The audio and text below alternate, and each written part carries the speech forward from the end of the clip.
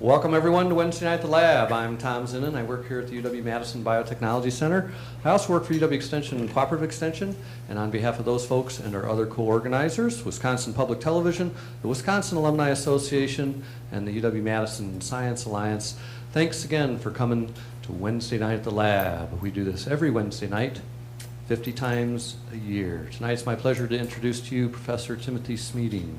He was born in South Buffalo, New York, went to Canisius High School, which is a Jesuit school. It's the same school that Tim Russert went to, he tells me. He can tell you more about that. And then he graduated from Canisius College and then got his PhD here at UW-Madison in 1975 in economics. He then spent time on the faculty at Bowdoin, Stanford, Utah, Vanderbilt, and the Maxwell School of Public Policy at Syracuse University before coming back to the University of Wisconsin. Tonight he's going to talk about one of the great things in mathematics and public policy, inequality. Remember, this is the land of the free and the home of the brave, and we aspire to great equal opportunity in this country. One of the tough things I think about being a sociologist or an economist, my wife is a sociologist, is sometimes you have to collect data that tells a story that doesn't always match the national myth.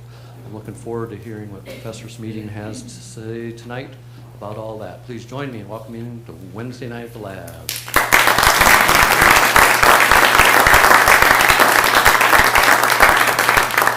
I'm Tim.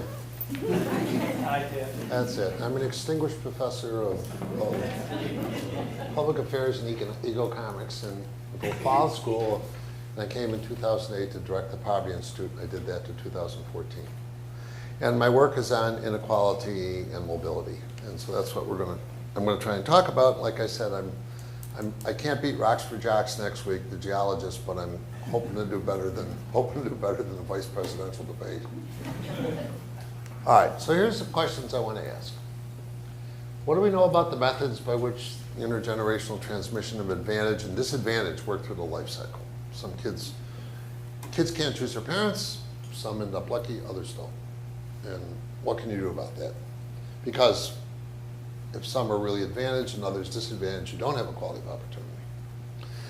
So how does inequality affect opportunity and intergenerational mobility? That's, I'll define that in a minute. That's IGM. That's where a child, an offspring ends up compared to where his or her parents were. And if we don't like that, what can we do about it? And this is a topic of some concern, except for, I can't imagine. Hillary mentioned 17 things she wanted to do the other night. This is probably had to be one of them. But Donald couldn't spell it, so. All right, now Americans care a lot more about inequalities in opportunity than in outcomes.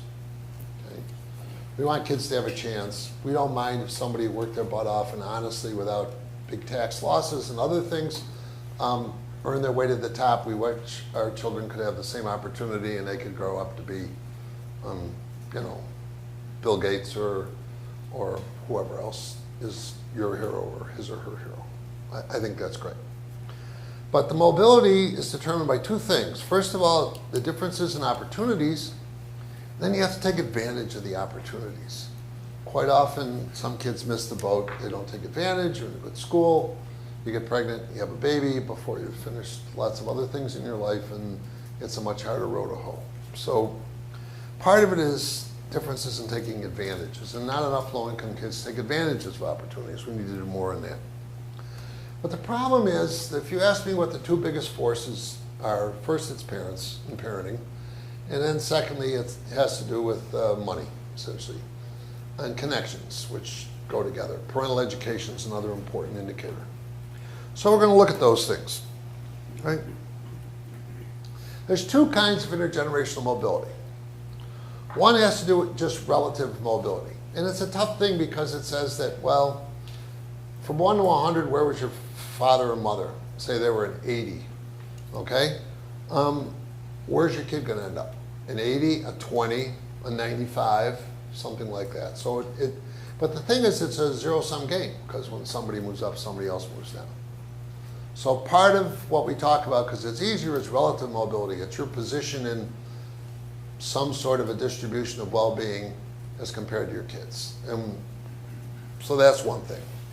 And then there's something called absolute intergenerational mobility. What that means is, will my kids be better off than I am? That's a really important question. I'm better off than my father, a World War II vet, union carpenter was. But I wonder if my kids will do as well as I did. And a lot of people in America are worried about that now, particularly people who have found that their jobs and their way of life is moving away from them. They've been laid off from what they did for 20 and 30 years. And they're worried because their sons or daughters thought they'd follow them into the mill or into the union or into the whatever, and they're not doing it. So that's a big concern. I think a lot of the Trump concern, he's got people who make $70,000, $80,000 on average who are behind him, but they're worried that their kids aren't going to have that same chance. So that's another worry. So this is where this sort of plays out. Right. Now there's two ways to look at intergenerational mobility. One is the way that we've always done it. What you have to do if you're going to fulfill any of this, if you're going to see how well kids are when they grow up, you have to start with parents, and you know what the parents are. Then you have to wait till the kids grow up, and when they grow up, you see where they ended up. And if you do it that way, you're always looking backward. You're never looking forward.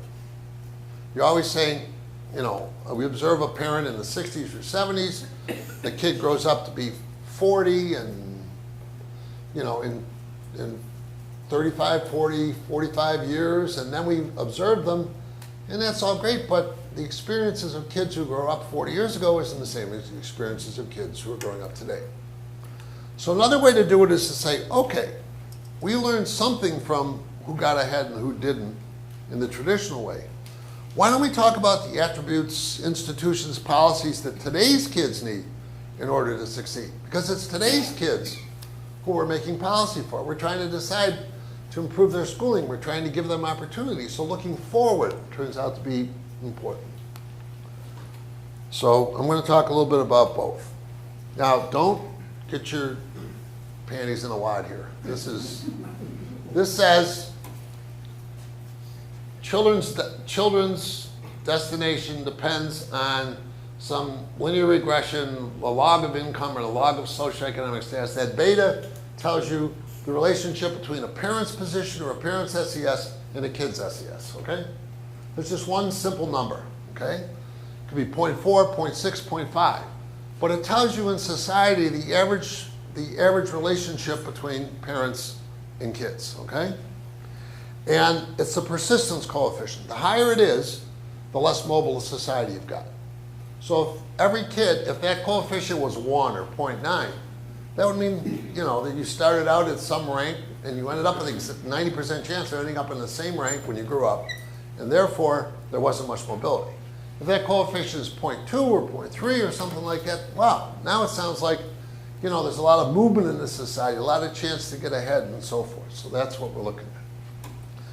That's the only equation in the paper. There'll be a quiz in the morning.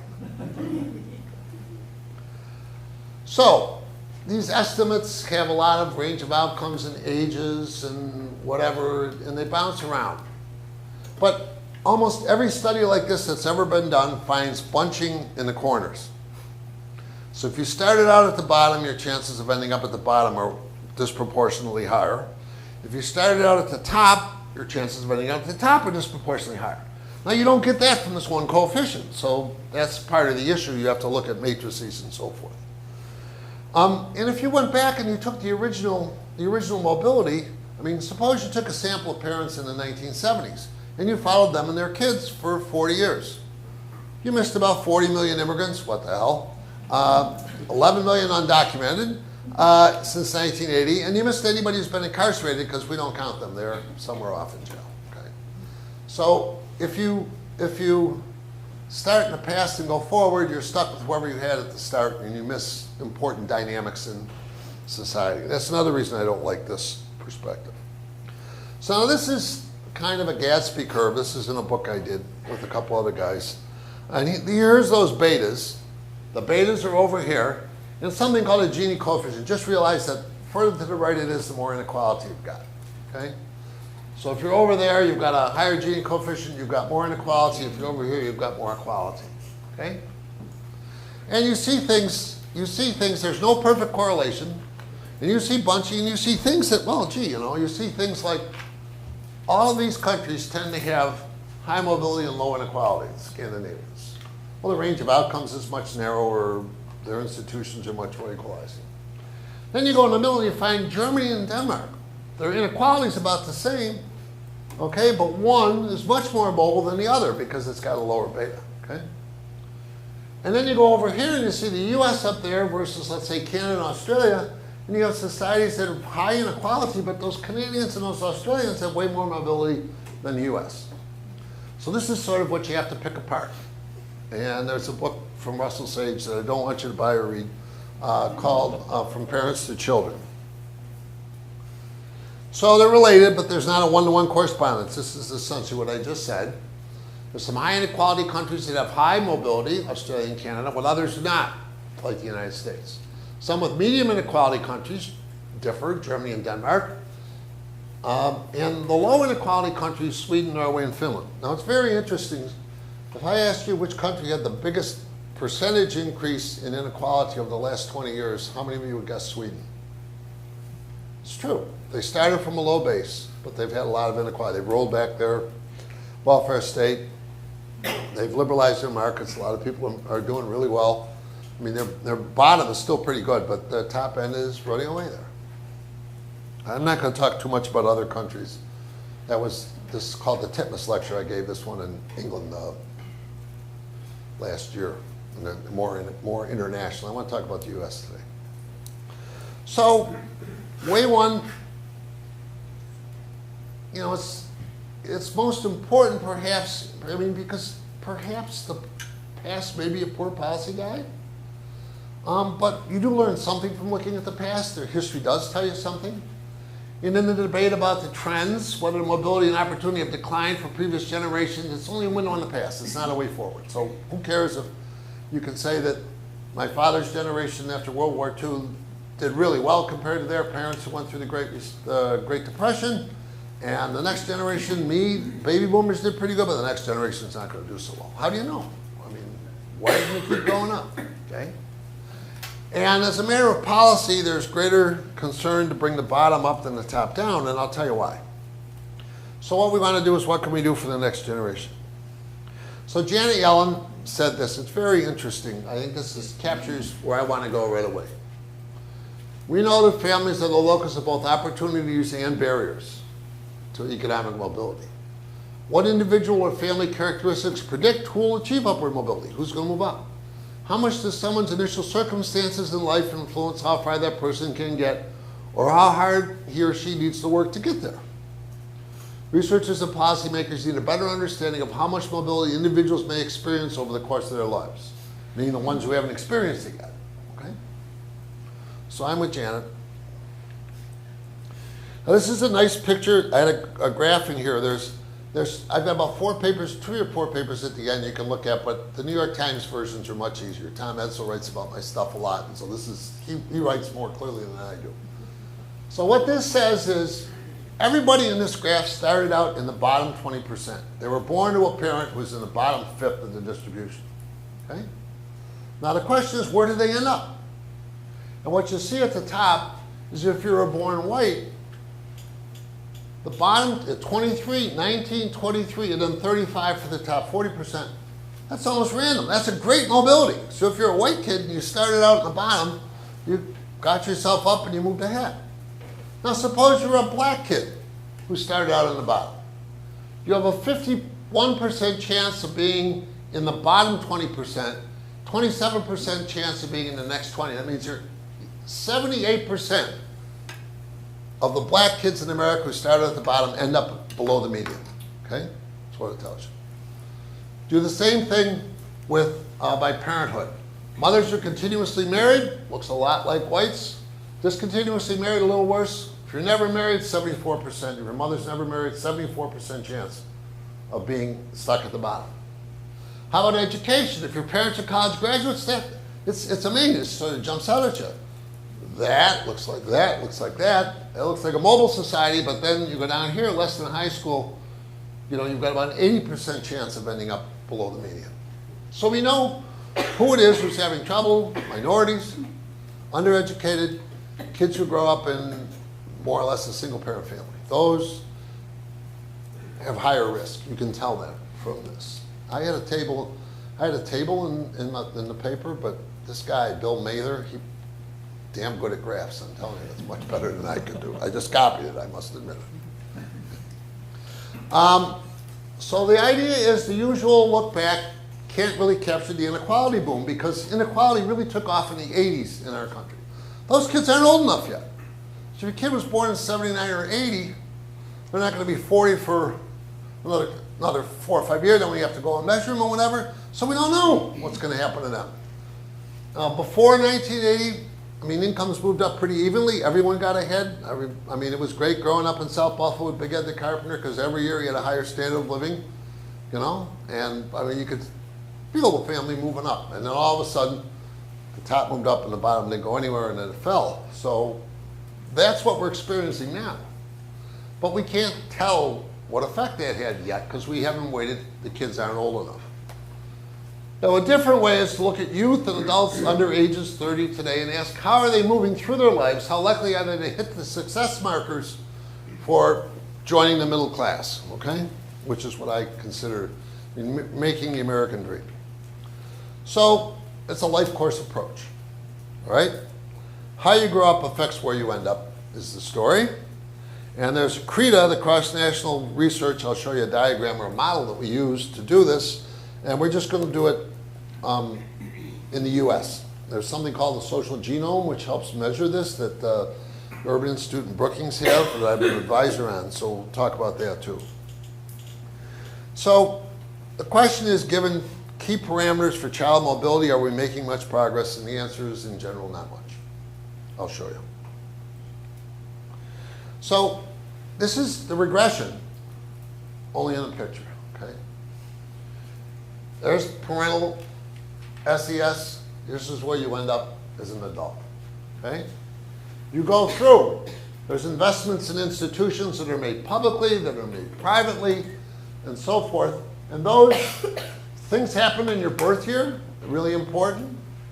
Your early childhood, middle childhood, adolescence, early adulthood, and you end up an adult, okay? The things that affect things here are things like education, parents' education, income, earnings, occupation, wealth, employment. These are the stages I just mentioned. And you have lots of different outcomes: attainment, cognitive measures of progress, social, emotional, behavioral, employment, labor market, health, physical outcomes, lots of different outcomes. And investments or institutions which help you get through these, or barriers which stop you.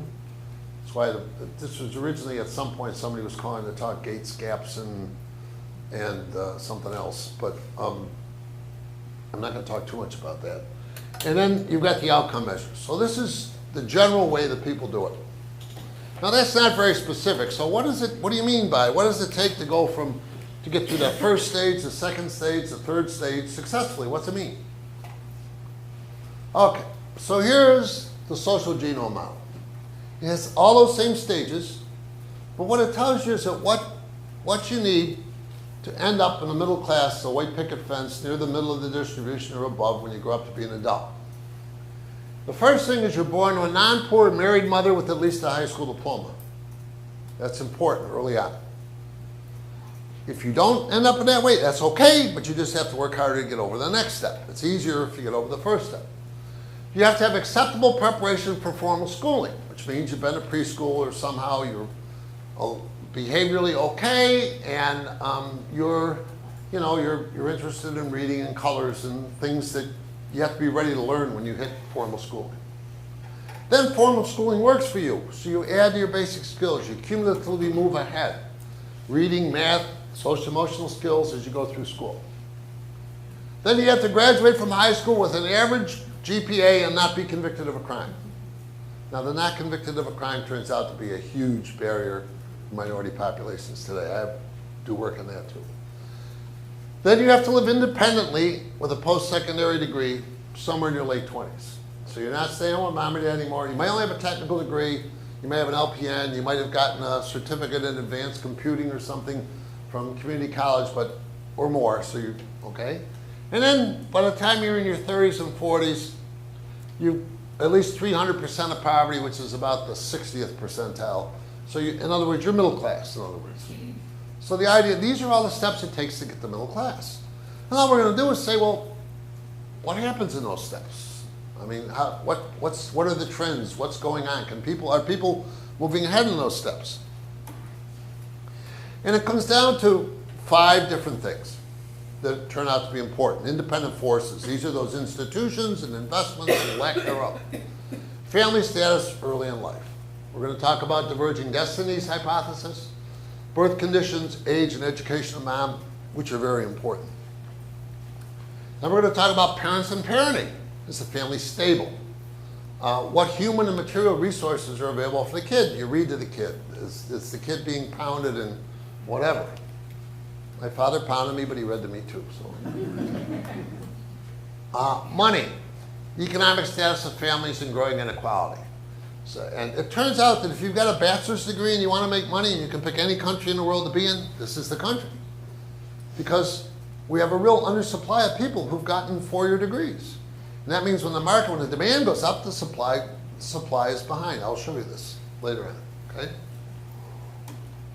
And the more human capital you've got, the more money you make, you have financial ability to raise children and provide a private safety net. I'm going to talk about the glass floor.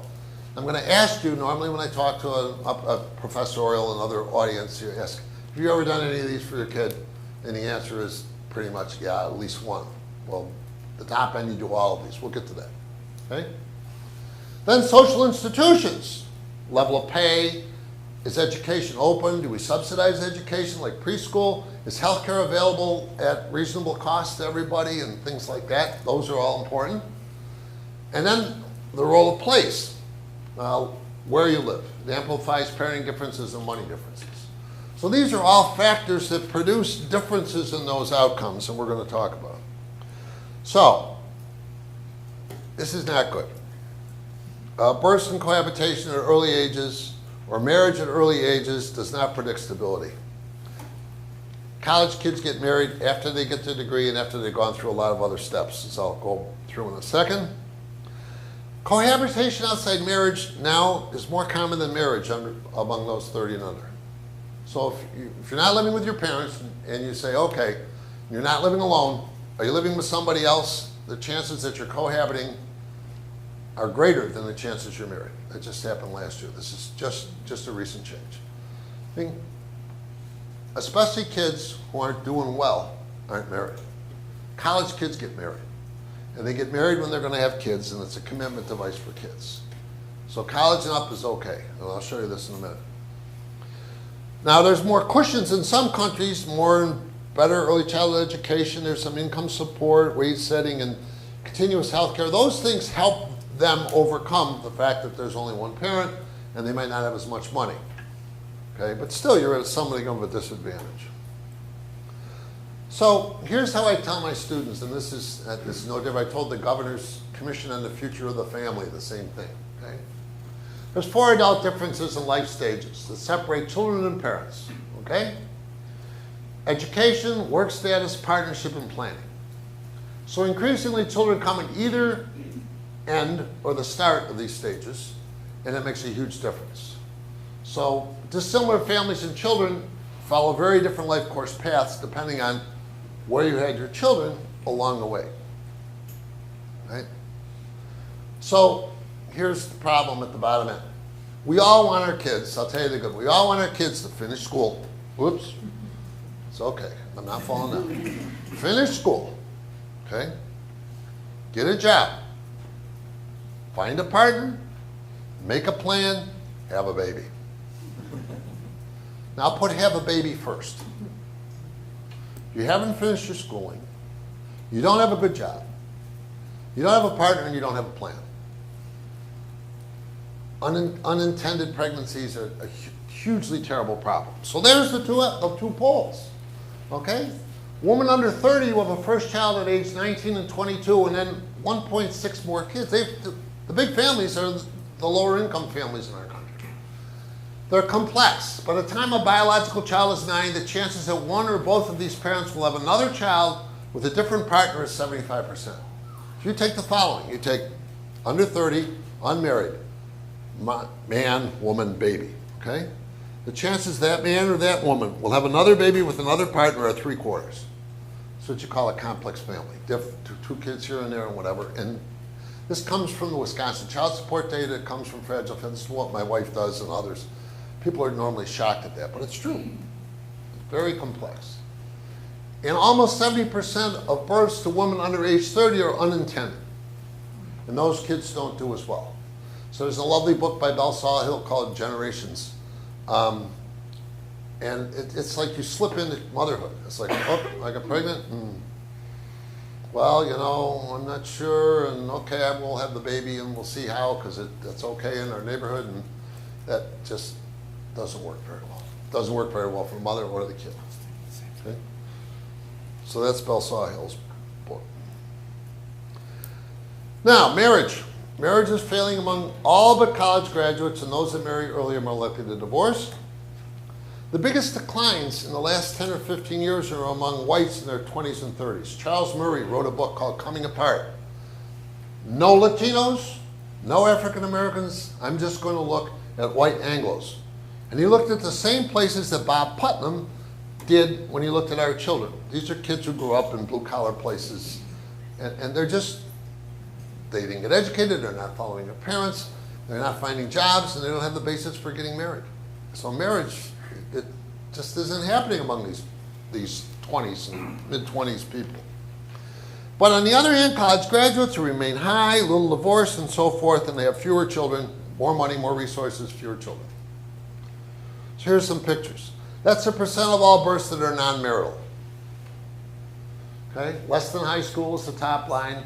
High school, some college, college grad down at the bottom.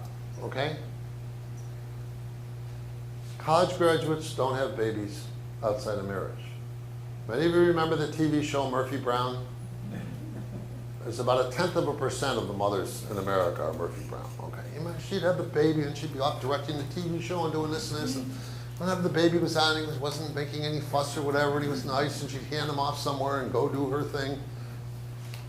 It ain't that way, okay? It just isn't. So you can look at this. You can see what happens. Less than high school. Whew.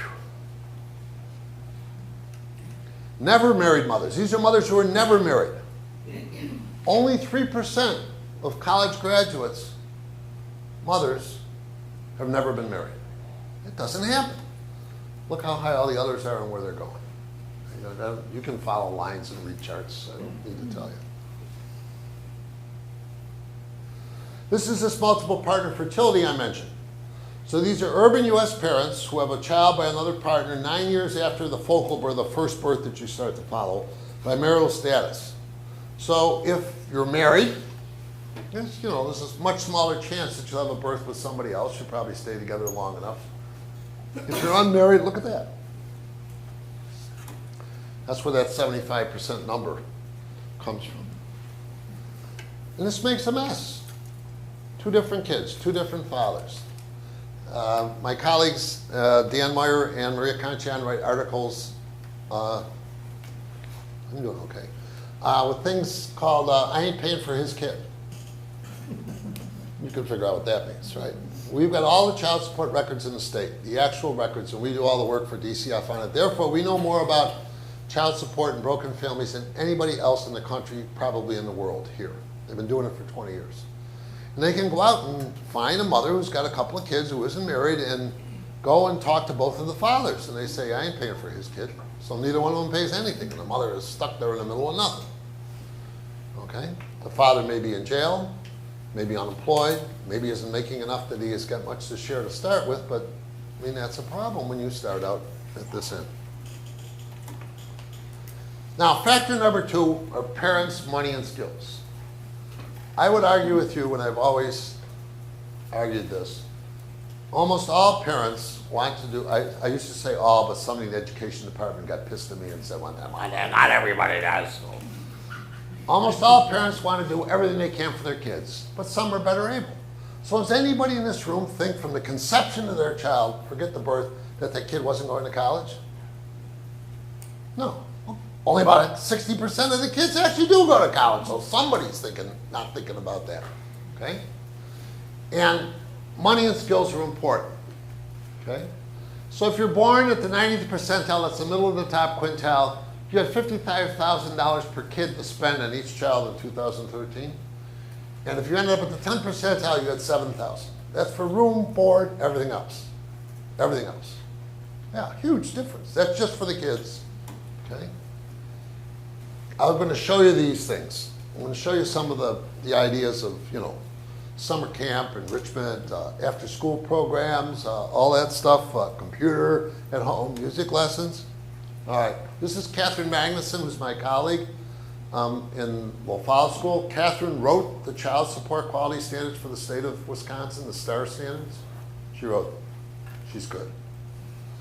Here's how much you spent if you're in the top fifth and the bottom fifth. This only goes to 2006, but you can see this is how much you spend for your kids on enrichment activities, after school programs, summer camps, preschool programs, things that add something to their life. Huge differences, huge, okay, huge. Most of us are at that upper end, okay. Here's parenting and kids' literacy skills.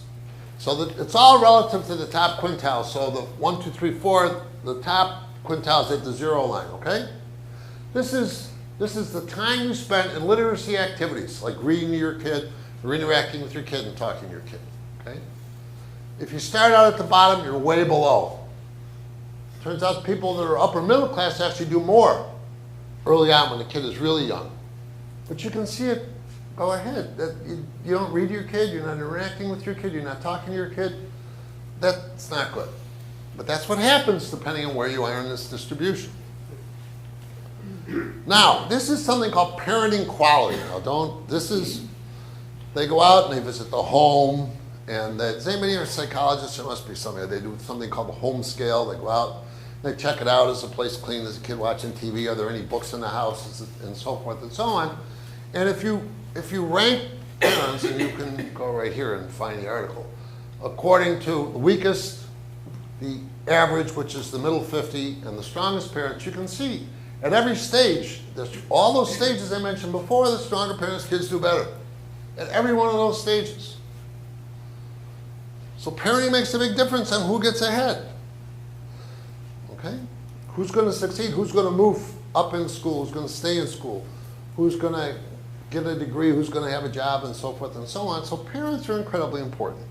Now keep that in mind, because in a minute we're going to face a real conundrum when you try and tell a parent you can't do everything you can for your child.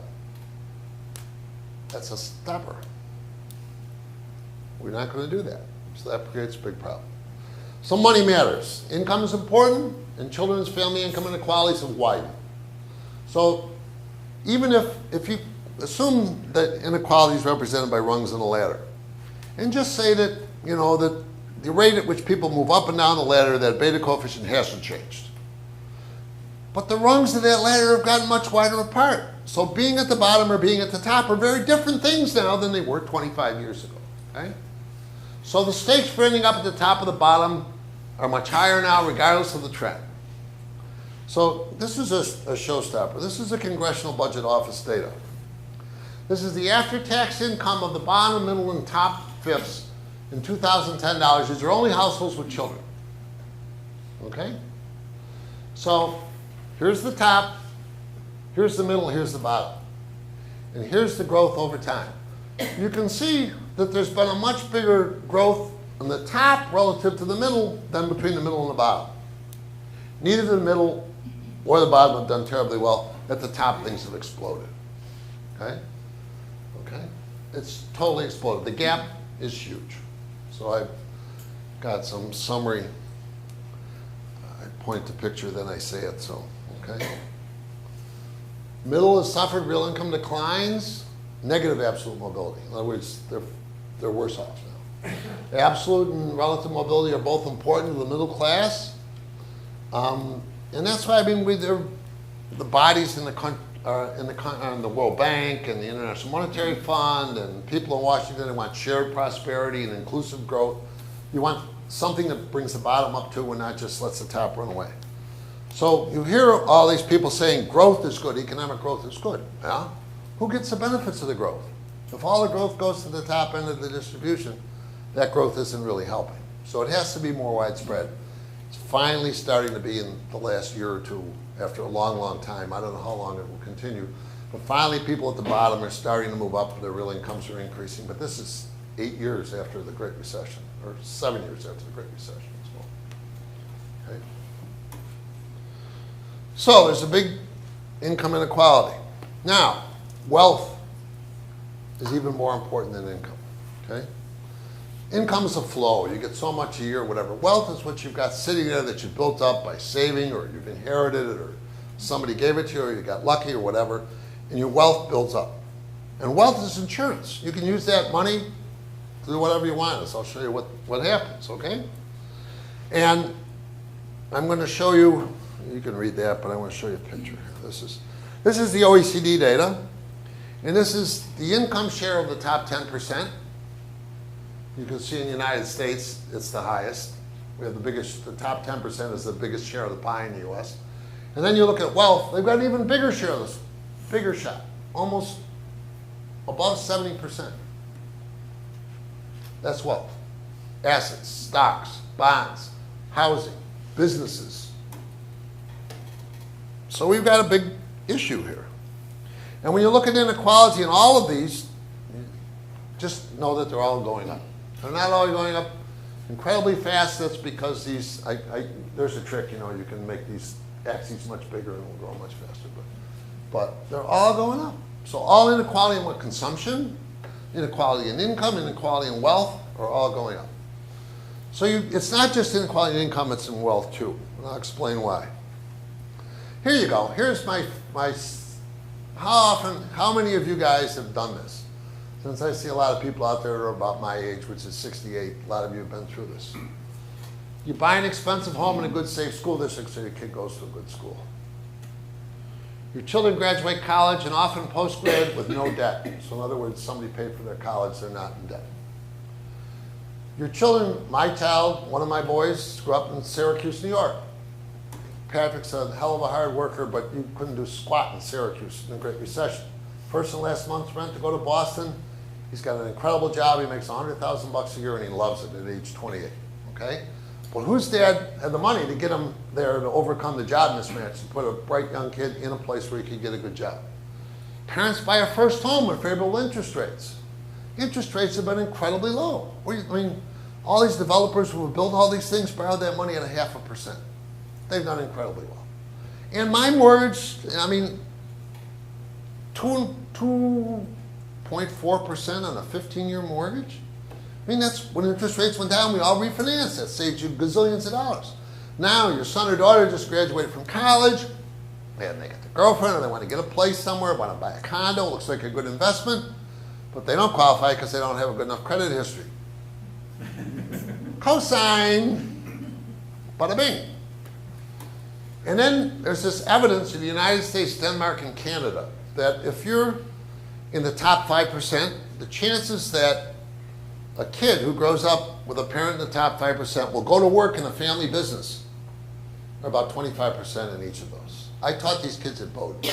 They didn't give a shit about anything. They didn't want to learn and whatever. Have a big party, have a good time out in the woods because, oh, I'm going to work in the family firm. I'm going to go to work for wherever, okay? So these are all the advantages that the kids at the top have. You can overcome it. You can. I got over a lot of them. Your kids probably did too. But those are all the things that a rich kid could do. Not to mention things like, you know, if your kid gets caught smoking dope some night or drunk and disorderly, you got a lawyer there in 52 seconds, and he's going to be okay. If it's a black kid, that's one strike. Then he gets a second strike, and he hauls you in, and there's way more police in their neighborhoods and so forth and so on. So we do this. We protect our children. We do it. And we can afford to do it. We can afford to tell them how important it is to do X, Y, and Z to get ahead and so forth. And so this is sort of what you're up against. This is what's going on at the top. And we'll go right into that in a minute. I'm almost there. Oh, we're getting there. I got another 15 minutes, I'm told. This is a talk where they tell you talk 52 to 55 minutes. I'm doing my best, okay. So, you know, there's things, social institutions are really important. In the United States, in the rest of, in Europe, they have universal health care. Everyone in the world except for us has universal health care, and it's much less expensive, of course. They have universal programs for health care, child care, subsidized from early on, high quality child care. And for us, you get some of that if you low income and you work now, but you have to work a certain amount and so forth. But on the other end, we have big tax subsidies for the rest of us in education, health care, and so forth. It's not at the bottom, you subsidize the top. How many people here have 529 plans to save for their kids to go to college? All right, the hands are up. How many of us got that mortgage tax break so we could buy a good house? Okay. We can put our pension money away without paying for it. Now there's a set-aside program where you can pay for your health care, out-of-pocket expenses, and your child care at pre-tax dollars. Who are we subsidizing? The people I had on the last page, not the people who need it. Not the middle class and not the bottom. So this is, essentially that's what this says. It's called, the OECD calls it TVSP, tax breaks for social purposes, and they mainly go to people at the top. MOOP is medical out-of-pocket expenses, all that. I mean, this is just a list. Okay. So our social institutions don't really help much. It subsidizes rich kids whose parents already have high income and wealth, and that means that the rich don't want to support direct universal benefits. Why should I? I don't want any competition for my kid. I save for my kid. Of course, I made 7 times more than this person, but I saved for my kid. And we can opt out from public support. Why vote for public health insurance or public university? I don't need that. I can buy my own health care plan. I get a great health care plan from my employer, and I can put my kids through private school if I want. So why should I spend all this money on these other programs? It's pretty selfish and hard, but there is a lot of that out there. Okay? Last thing, factor 5, neighborhoods. The place where kids are raised amplifies parenting and money differences. Okay? Home mortgages, zoning, these tax breaks for social programs. You get into a good neighborhood, and you have zoning and other things to exclude the poor. Even middle-class kids in poor neighborhoods don't do well. So this is Raj Chetty and Nathan Hendren, who've measured all this stuff. Neighborhood effects are substantial, especially for children in low-income families.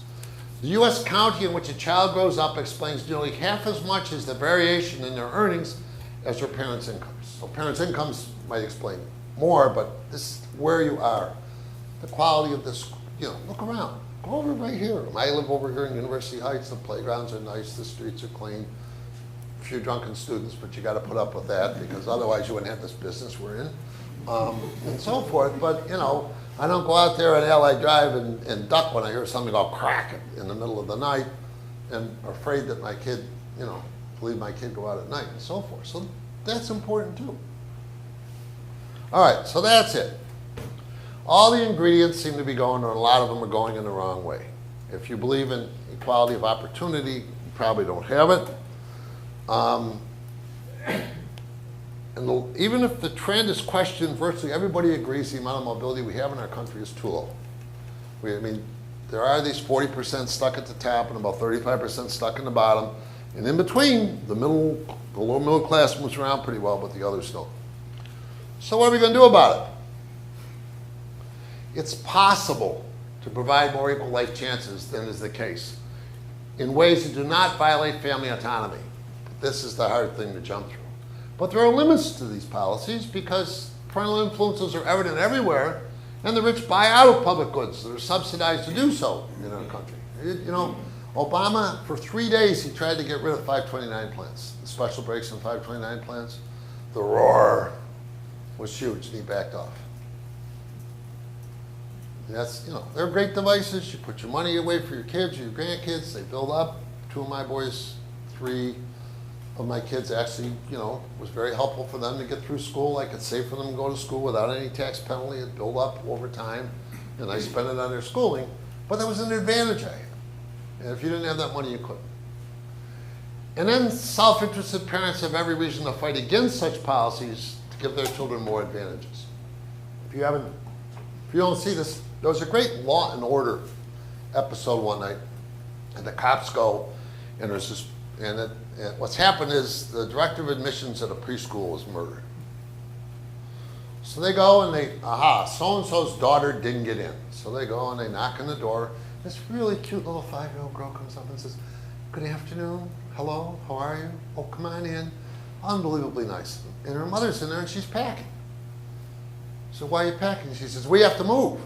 "Why are you moving?" "My daughter didn't get into the right preschool. We're moving to Connecticut because we can't live in this city because she didn't get into the right preschool at age 5. Okay, I mean.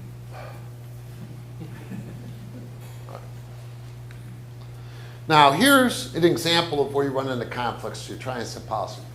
James Fishkin has a trilemma. If you would probably agree with all three of these things, but then try and find a policy that meets all three of them. The first thing is the principle of merit.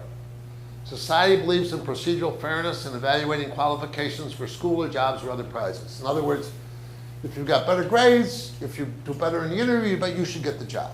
I mean, that's why we do these things. Meritocracy is what we would call it. Equality of life chances. Your chances or prospects for children shouldn't vary systematically with any native characteristic. Parental advantages, SES, race, ethnicity. Kids didn't pick their parents, they should have a fair shot. But then, autonomy of the family. You should not coercively interfere with parents except to ensure prerequisites for adult life and to provide safety for children. That means, and probably right, it's inefficient, impolitic, and certainly when I'm to say, hey, you can't do that for a kid. It's not going to happen. So the only thing we seem to be able to do is to try and give more opportunities to kids at the bottom. So give them a better shot at getting to the middle class, to try and do our best in schools and other policies to, follow the top two. Because we're not going to tell parents they can't do what they want to do with their kids. I mean, you imagine, go talk to your neighbor, "I don't think you can do that. I don't want you to." "What do you mean you don't want it? That's my kid. I can do that." Okay. So here's some things. First, most important, eliminate out-of-wedlock childbirth. If 70% of those births at the bottom are unintentional, we need to say, if you didn't intend to have, if you really don't want to get pregnant, use this, an IUD, or called long-acting reversible contraceptive. They're using it all over, not in Milwaukee, but all over the rest of the country. Tremendous effects. If there was one thing, my wife and I studied poverty my whole life, one thing I would say to prevent poor kids is to wait till you're older to have kids. You may not be married, but wait till you're older, you're more experienced, you've got your schooling done, you've got a job, maybe you got a partner. Just wait. Because having a kid early on, kid's going to have a hard time, and you're going to have a hard time. Okay? So that's important. Also, early preschool has a causal effect. It partially closes the gap. You're never going to totally close the gap, but it does. Kids, low-income kids who go to preschool, go to a good preschool, do better in school, and do end up better at the end of the day. Jim Heckman can tell you all about that. Now, we're finding out so much more now about the effect of the physical environment on kid outcomes and on birth outcomes. It is amazing. If you live on the wrong side of the tracks, or there's a much higher level of pollution, or you lived near a toxic waste dump, your kids systematically do worse. I mean, we find that. So maternal and child health care and the women's, infants, and children feeding are important. We have something that actually works called nurse home visiting. That means if you're a first-time young mother who has no experience, a nurse comes to your home and says, "Hey, you ever any problems? How's things going with the kid?" And if you're really smart, the mom looks, or the nurse looks around and says, "Gee, this unruly guy screaming and yelling and drinking in the living room. I mean, what's going on here? And do you need any other help? Can we get you some help?" And so forth. That thing turns out to work. And then there's something called true generation healthcare. So I'm on the American Pediatrics Association Task Force on Child Poverty. And those pediatricians say, higher minimum wage, more preschool. And I say, wait a minute. Between birth and preschool, who's the major social institution that these kids run into? You. Wouldn't you like to know, when you're examining that baby, whether the mother's clinically depressed? Would you like to know if the mother had some problems during her pregnancy with either substance abuse or with other physical issues and so forth? It turns out the most important thing from 0 to 2 is the relationship between the mother and the kid. It's just the way it is. So we can do that. We have the ability to do that. We can bend HIPAA rules and do that. We should do more of that. Money and time, they make a difference. There's good evidence that this earned income tax credit, at least things, small amounts of money, improve the health status and outcomes for mothers and babies. And that's the basis for something that the rest of the world calls child allowances. I spent last week at the White House and in Senator Baldwin's office and a couple other offices talking about child allowance. Here's what you do. You get rid of the tax deduction we have for kids and the tax credit. Every kid in America under age 18, they all have Social Security numbers if they're legal kids, legal. Every kid gets a deposit of $175 a month in an account. The mother has that in the account, or the father, or the both of them if they file jointly. Goes into an account. Every month, every kid, everywhere. 40 million families, 79 million kids, everyone gets this. Every month. So nobody lives on less than $2 a day. Everyone knows that there's at least something coming in if you get laid off, if the guy moves out, or whatever. And it doesn't cost anything. The costs are equal at that level. This is a no-brainer to me. I believe people would have much more confidence in government. Right now, your tax deduction for kids, you go put your parameter, you put your earnings and stuff in the TurboTax, and you push a button, and out comes a number. You don't know how it all worked out. But here, every month, $175 for each kid shows up in your bank account. Social Security knows how to do this.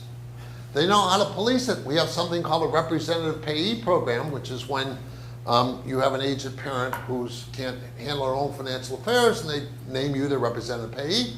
They check. Are you really doing what you're supposed to be doing? You do the same thing with kids. We should be doing this.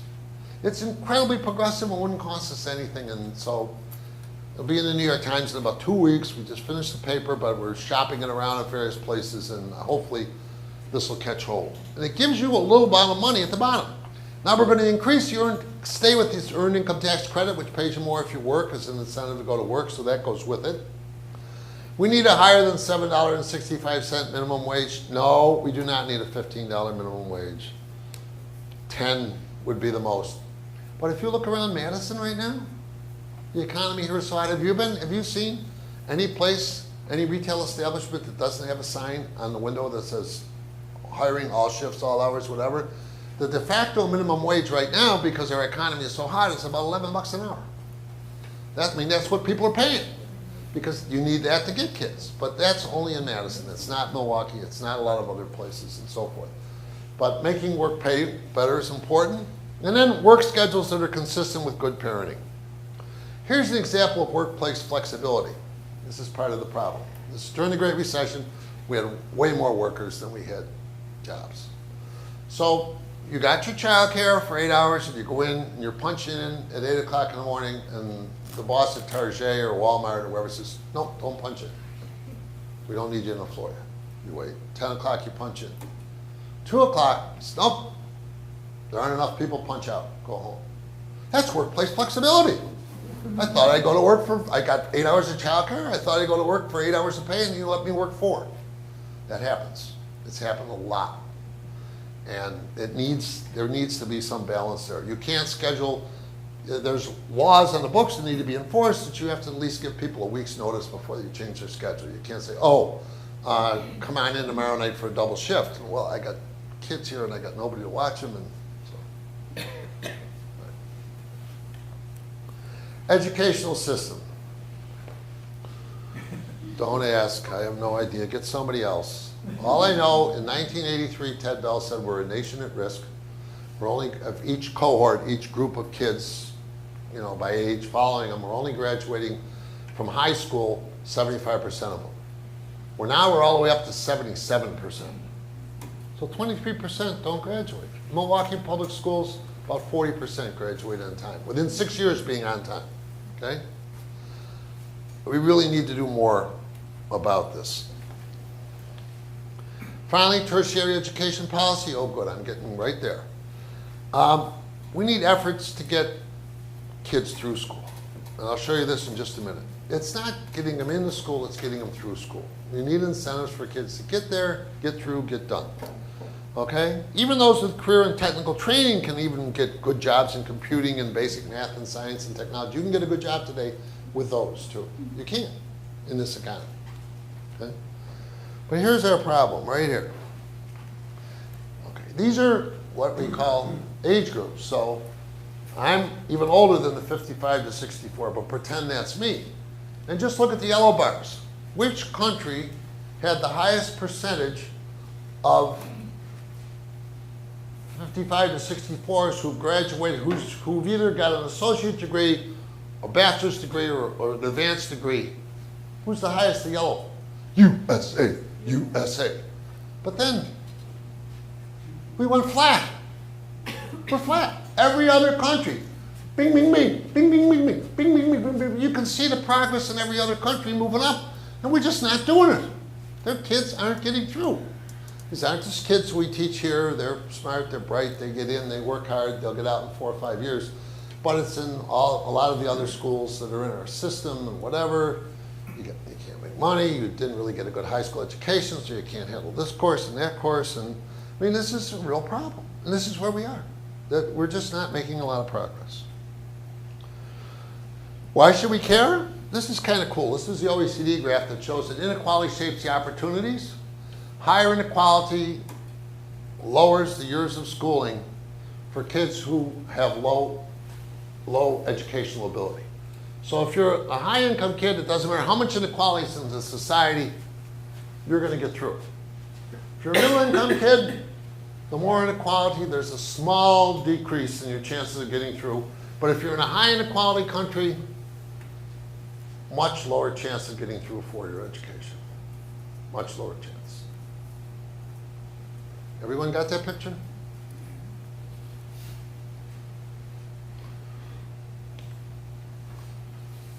Okay, this is our problem. I'm hoping some serious candidate will do something about it. We're not in good shape in this country, and we're never going to eradicate SES differences. You're not going to outperform two bright parents who've got one kid and do all the right things for that kid, and if they can't do it, buy all the right things for that kid and have all the right connections and so forth. Okay, but you can bring the bottom up to a better place. Okay, and that we can do. Okay, and this is my biggest problem in the inequality boom. It's not the current generation, it's the next generation. It's what kids are going to get. And so that's where I am. I love comments. Here's some of the sources. They're at the bottom. This is the ones in bold, the New York Times writing about these articles that I wrote, and they're easier to, it's much easier to, you get a quicker picture from Tom Edsel did both of them, I think. And I'm working with Harry Brighouse on a nice paper called The Cost of a Well-Raised Child. So how much does it cost to pay for a kid who has a decent chance, a reasonable chance of, you have to define reasonable, at making the middle class? And it's more than being not just poor. It has to do tremendously with how much health care and child care, which are really expensive, are subsidized. You can't afford, if you're making $8 an hour, you're not going to afford $6 or $3 or $4 an hour child care. You can't do it. It doesn't work. You aren't going to be able to do that. So that's it. Okay, done. Talk. Questions.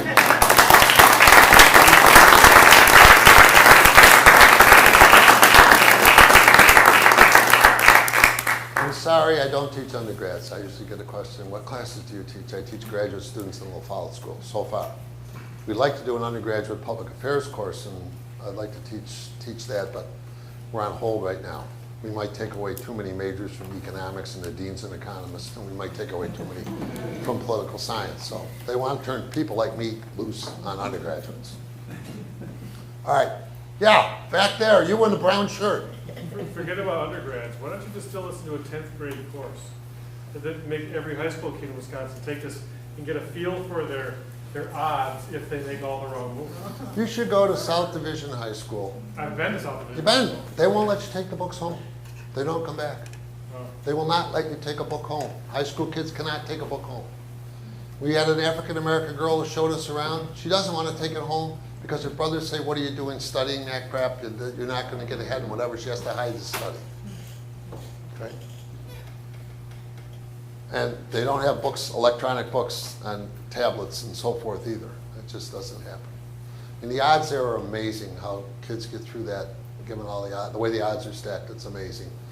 And Milwaukee is the most segregated big city in America. The poverty rate for black kids in the middle is about 60%. And you don't even have to go outside the county. You can go to Mequon, Whitefish Bay, Cedarburg, and up that way. Poverty rate's 4% up there for kids. Within the same county. Okay? It's amazingly, we're segregated and the opportunities are really low and no one knows what quite to do about it. I'm generally a Democrat, but this bozo who's been running that city for 25 years hasn't been able to do squat, and so I've lost a little faith in him, even if I've only been here 8 years. Barrett hasn't done much, I've been convinced. Yes, sir? You mentioned a variety of ways possibly we can lift up The bottom. up. Yeah. Now, is it a worthwhile idea to consider that we have to accept a certain percentage of failures that are inevitable? Some will be inevitable, that's true, but we can reduce that. What we found, for instance, there's something, okay, and I have a son who's going to Eagle School now because his mother wants him to go to private school. I live in Franklin Randall School District. Okay. She wants this and so forth. What do we hear from Franklin Randall School? They're really trying to bring the bottom up. And that means that the kids who are in our neighborhood are being told that, go sit in the corner or redo the same exercise or something and not getting what they want.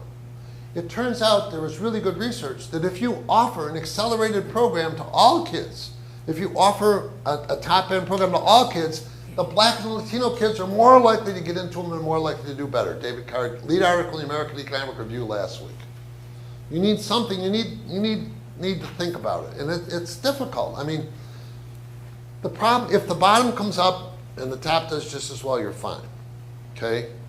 But the fear, and we've seen this in some places, they bust these kids in and the teachers spend all the time with their kids and my kids don't get their time. So, I mean, there are issues like that. There will be some who fail. There are always some who fail, okay? I had one who I did everything for who didn't quite make it, okay? And that's going to happen. But the odds are that if a kid goes through preschool, or if a kid isn't hungry, or a kid's been to the dentist, they're going to enter school a little bit better. If they have good teachers and an opportunity to think ahead, if they realize that having a baby early on isn't the right thing to do, if they think about courses they have to take to graduate, to go to college and so forth, they'll do better. This is happening in a lot of places. Not enough, but it's happening in a lot of places.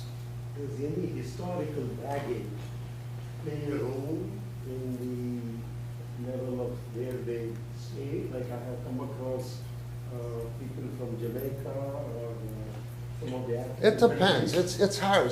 I mean, And, I find them they have progressed very well.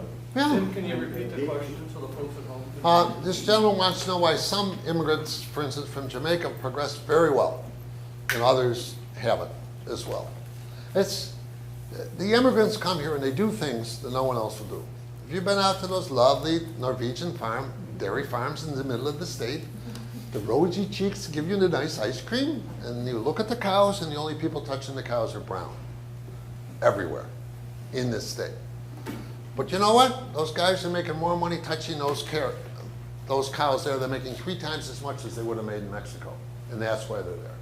And they're sending money home for their families and their kids. And people migrate for labor and for work. There's a lovely book about the Philippines called A Good Son is One Who Leaves. So you grow up and you're healthy enough, you go off to work in Asia, you go to Korea somewhere, you work and send money home. That's what happens. So, I mean, the immigrant thing, I think, is good for our country in the long run. I mean, but we need a massive upskilling. We need people who, you can't have these dropout rates and so forth, and the way the economy is changing, and expect kids to do well. I mean, we have the hottest, we're in doing really well now nationwide, and especially well in a place like Madison. But that's not going to keep on forever. I mean, it isn't. We know that. Things are going to go kaflump. Hi. Hi. What do you think of homeschooling? I think it's got its minuses and its minuses. I mean, homeschooling, I mean, if you got a mother who's going to do homeschooling and she doesn't want to go to work for herself, okay. There's a big opportunity cost if you're well educated and not working, and you know, but it depends on the situation. I actually think there should be vouchers. If your kid's in a failing school and is not doing well, that kid should get a voucher to go to a better school, and you should try and make that happen. Okay, that's the vouchers we have are so that kids who go to Brookfield and in the rich suburbs, the private schools can get help from the state. That's what our vouchers are doing. It isn't helping the kids who are at South Division High go to a better school somewhere else. So I mean, I have a colleague, a friend, Sue Donarski, who homeschools her daughter, but only for a couple years, not totally. You know, and she's gives a lot of talks. You read about her in the New York Times all the time. Susan Donarski. She said, my daughter's been in 12 countries this year with me. And so she gives her something to do, and they do work on the plane and whatever else. So she's trying it. But she says, I ain't going to do this much longer. So it could have some advantages, but you don't get the socialization. You don't get to do things with other kids. I'm not saying I would be against it, but it wouldn't work for me. Yes, sir. I'm working along here. I'll get over there in a minute. You mentioned a number of government programs and others that you also talk about quality early education, but you didn't talk about Head Start. Well, Head Start's had this issue. Head Start is normally a 6-month program. Okay, it involves parents and kids, so it's good. But in 6 months, you're not going to turn life around, right? I mean, my now 5.5-year-old has been at Weissman preschool for 4.5 years, right? I mean, totally so then he goes into kindergarten somewhere else. But if you're going to get rid of Head Start, what are you going to put in instead? That's the question. If you're not going to have Head Start, then what are you going to do for these kids? And the point is, you can build and improve in the Head Start model. Our early childhood education system's a mess. There's some through welfare and through the CARES program in Wisconsin, which when we decided we didn't want people to be on welfare, we did 2 good things. Brought the Badger Care program in, which is really good health insurance, and we have this CARES, this program that subsidizes low-income parents' kids, if you can get a subsidy, to go to good preschools. Those 2 things we've done. But you know, you can't handle all the kids there. Head Start handles a few. And you go to Georgia, school starts at 4 at Georgia. I mean, the whole state, everyone, you know. And my colleague again, Catherine Magnus, said, "Gee, Tim, if you look at the distribution of the quality of schools we got, and you just added another grade, what do you think that? I mean, you know, you'd have the same problem. Like good kids going to the good schools would start at 4 well, and so forth. So it's difficult. We're just not. We don't have it together, and there's different silos, and you know." I think giving the parents $175 a month for a kid, they can choose a better plan or find a better place or something, or move to a place that's less dangerous or things like that. It's not a lot of money, but it's a lot of money if you got nothing. And it's not so much money that you just lay back and stop working. That ain't going to happen on $175 a month. So. Hold on, you have to wait. You're the host. You'll be next. Your point about the $175 a month sounds like a social security for It is. young people.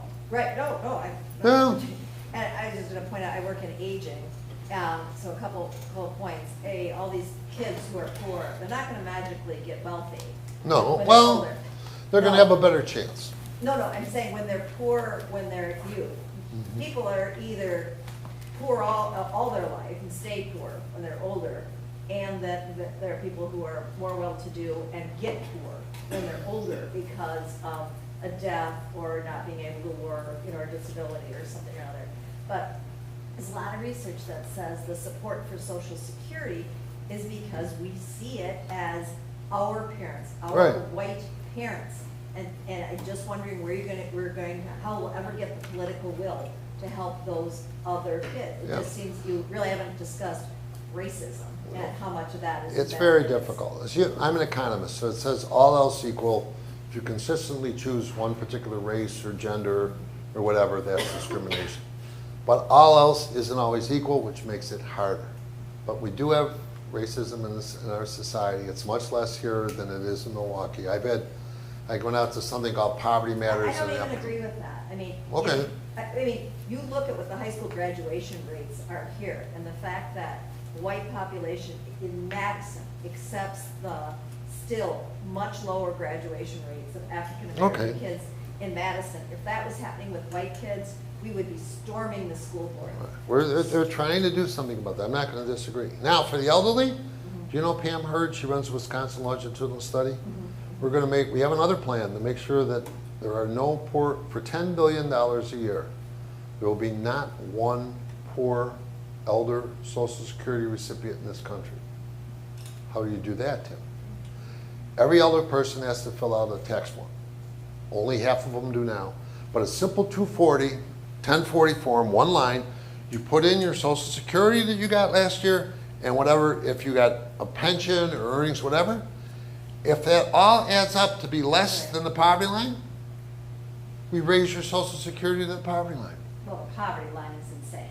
Well, I'm sorry, it's better than where you are now. No, but I mean, the poverty line is, Yeah, when was $1,000 that a created? month a person. I mean, that was created in the 50s based on a third of your food. I mean. Yeah, it's well, the new incredible. supplemental poverty measure is the line we're using, but anyway. Yeah.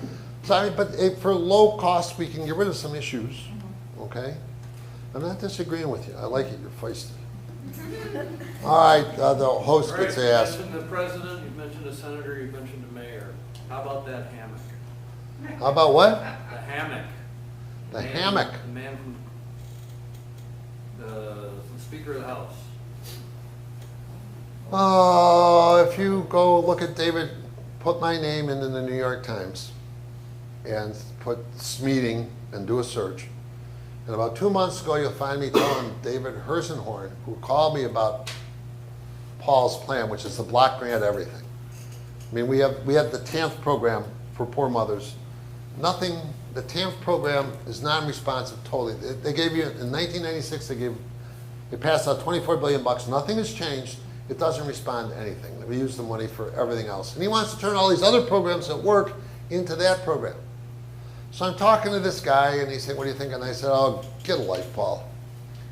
They quoted me, get a life, Paul. So you can find out. It doesn't, there are some states, I know some people in Wisconsin, in some agencies in some areas, they would really do creative things with it and do well. But also in the deep south where those red heat maps are, they just literally piss the money away. And that would be greatly unequal. I mean, if people get laid off and lose their jobs and they need to eat, you need food stamps to respond. Okay? You need that. You can't block grant that program. It makes no sense. The program demand goes up when the economy is down and vice versa. It ain't gonna work. It just does not gonna work. It's not the way to do it. I mean, there are other things. He's in favor of an earned income tax credit for single men. I think that's a good idea. He's in favor of a big thing, for instance, is work responsibility, and I agree. So if you're an able-bodied, an ABOUD, called an able-bodied adult without dependents, in this state, you have 60 days to get a job or you don't get food stamps anymore.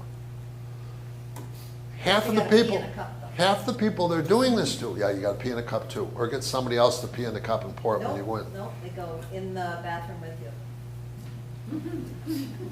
Welcome to Wisconsin. But anyway, the point is that half of these guys have got a prison record. Do you know that 53206 is the most incarcerated zip code in America? 62% of men in that zip code either are in jail or have been in jail. That's right in the middle of Milwaukee, okay? Nobody wants to hire these guys. So give them a job of last resort. If they want to work, go find something for them. Give them a chance. If they really want to work, fine. If they don't work, then great, wipe it off. If you don't want to get up, show up, make 10, 11 bucks an hour, we'll take away your food stamps or your SNAP or your food share is what we call it. But if you can't get a job, that's not right, in my opinion. And there are places like that where you can't get jobs. So jobs are in the outside. It's, you know, I have a whole other talk on that, of the 5 million, did I mention this? 5 million There are 5 million 18 to 34s in this country right now who are NEET, not in employment, education, or training. They're not working. Some of them are unemployed, some of them aren't in the labor force. 2 million of that 5 million have got a prison record. We thought that, we know what we'll do, ban the box. So the first thing in an employment form at the top of the form, right, is this box that says whether you've been jailed or not, or incarcerated or not. So we'll do away with that. It has the opposite effect. Why? You get a black man, and they're much more likely to check them out, and much less likely to hire them. So that's all backed up. It's really hard. And in this state, we don't have a big black middle class. That's our problem. What fraction of families with black, I'll be with you in a second, what fraction of black families in this state do you think live at incomes above $50,000 above twice the poverty line? 1/6. Every time, 76% of the blacks live in Milwaukee, 12% live here. So Annie Casey does these comparisons. They come with the kids count, and they say, look at the difference in black-white schooling and everything. We're terrible, we're the worst. We don't have a middle class. In Madison, there's a small middle class. But in Milwaukee, there's no really serious black middle class. So it's very, very difficult to do well in that situation. And I mean, I tell you how many colleagues I've lost here. I can think of at least 2 families and another one who didn't want their kids to grow up here because they'd rather have their kids go to school with other kids who were like them in places that had more middle class African Americans. 2 in the law school and 2 in the education school. They left.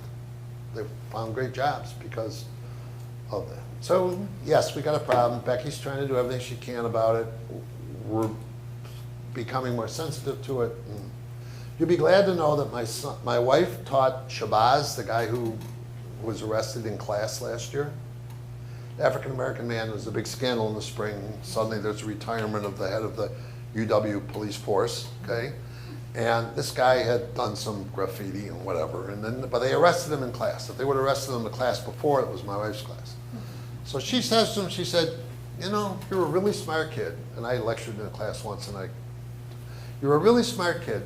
You should really think about going to graduate school and think about using your mind better. She got an email the other day. He's in South Africa right now. He wants to go to graduate school. Would you write him a letter of recommendation? You talk about a lot of different policies. Yeah. All seem to be, best addressed through the tax code or tax issue. Tax code is where big programs go to hide. Okay. Is it best addressed at the state level, or is this something that the federal government can take on? It's difficult. Even the federal programs are run by states. So the SNAP program is run by the state. So in this state, whether you pay or not is important. In other states, it isn't. In this state, some of them have asset tests if you can't have any money in the bank. Some of them, you have to bring everything in writing. You can't apply online. You can do that in our state. Some are throwing these young people. Good night, ladies. Nice to see you. Go for it. Some of them, the states run the programs quite often. The child allowance, they wouldn't. It's the Social Security Administration. You can go to any Social Security office anywhere in this country, it's the same deal. Okay? So that's a federal minimum. Every kid, 18 European countries have a child allowance. They have a lot of other things too. But this means no kids living on less than $2 a day. Much less Matt Desmond, who was one of my students. I was on this committee, who will be here on November 1st to talk about his book, Evicted, which everybody is reading, right? Much less problem with eviction. You'll be able to pay the rent. You'll have something toward the rent every month. You're never going to end up with exactly zero. It's a platform. You build on it. It's never going to be enough, but it's assured, and it's there. And I don't know, a lot of people, we'll see what happens with the idea. What people really like about it is at $175 a month, it doesn't cost anything. It just turns the tax breaks literally on their head. I'll be worse off. That's fine. Because if for someone like me at the top, you get to deduct $4,000 from your kid, and you get a $1,000 credit per kid, and that's more generous than the $175 a month. Some of my colleagues want more than that, but in a world in which it doesn't cost anything, why don't we do it? But Mitch McConnell will find a reason why we shouldn't do it. There's no doubt in my mind. Yes, sir. A number of Years ago, I heard about a program that some people wanted to put in place where it was an incentive program for high school students that you couldn't get a driver's license unless you graduated from high school or had and as you were along in high school, you had to have a C all along. There are programs that's called a stick program. There are carrot programs too. So in New York City, they had an experiment they call a conditional cash transfer. They do this in Brazil, in Mexico, in South Africa. The idea is we'll help support your family. These are a lot of families whose kids are actually working in peasant agriculture. So if you put your kids in school and they do okay in school, and if you take your kids to the doctor, we'll help support you. So it's a quid pro quo, okay? So you've got a stick program. There's also a carrot program. We will help you get along. We'll give you this child allowance if your kids do. And that seems to have some effect. Not terribly great effects, but you know, a lot of these kids can't afford cars anyway. I mean, there could be things, you know, going to school, showing up, giving it a shot. And we're using beepers on cell phones now. There's all these great ideas, none of which are really working quite yet. That, you know, you got homework due tomorrow, you got to get to school. So there's a lot of people are trying to do things. And you know what? I mean, we're not going to do all of that stuff.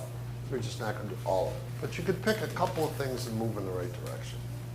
And I like the child allowance because it's really cheap. All right. People have got to go pee, I know that. There's beers. There's a baseball game on. Giants and somebody. Mets. What? The Mets. The Mets. I was a Yankee fan. It's all right, though. All right, thank you very much.